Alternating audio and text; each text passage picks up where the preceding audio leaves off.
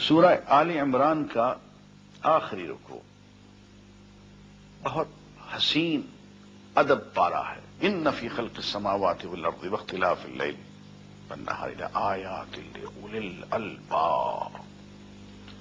رات دن کے آنے جانے میں، آسمان زمین کی تخلیق میں کھلی کھلی نشانیاں ہیں عقل والوں کے لیے، اولو الالباب کے لیے. یہ عقل والے کون ہیں اور عقل کیسے آتی ہے؟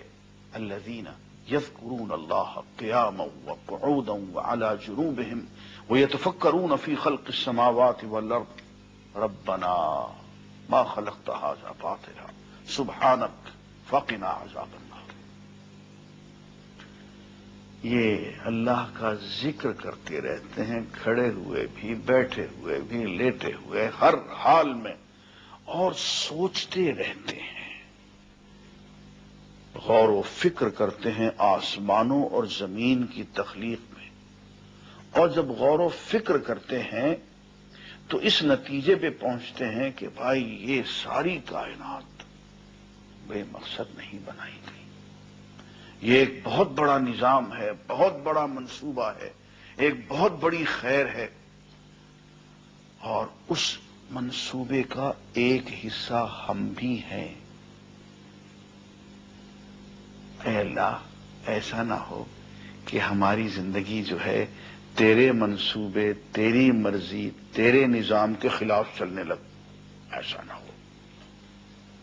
اے اللہ، ہم تیرے کو ورکر بن کے چلیں، ہم تیرے منصوبے کو پورا کرنے میں تیرے ساتھ چلیں. کہیں ایسا نہ ہو کہ تیرے منصوبے سے ٹکرا جائیں اور دوزخ کا ایندھن بن جائیں. سبحانک، تو پاک ہے. ربنا ما خلقت ھذا باطلا سبحانک فقنا عذاب النار. ایسا نہ ہو کہ ہم زندگی کا ایسا رخ اختیار کر لیں، وہ مقصد اپنا لیں جو تیرے مقصد سے ٹکرا جائے.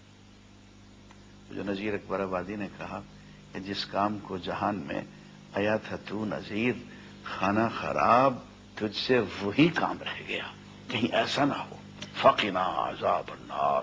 اے اللہ، ہمیں اپنی آگ کے عذاب سے بچا اور اس مقصد کے مطابق زندگی گزارنے کی توفیق دے جس کے تحت تو نے آسمان، زمین، یہ پوری کائنات بنائی، اور اس کا ایک خوبصورت حصہ ہمیں بھی بنایا.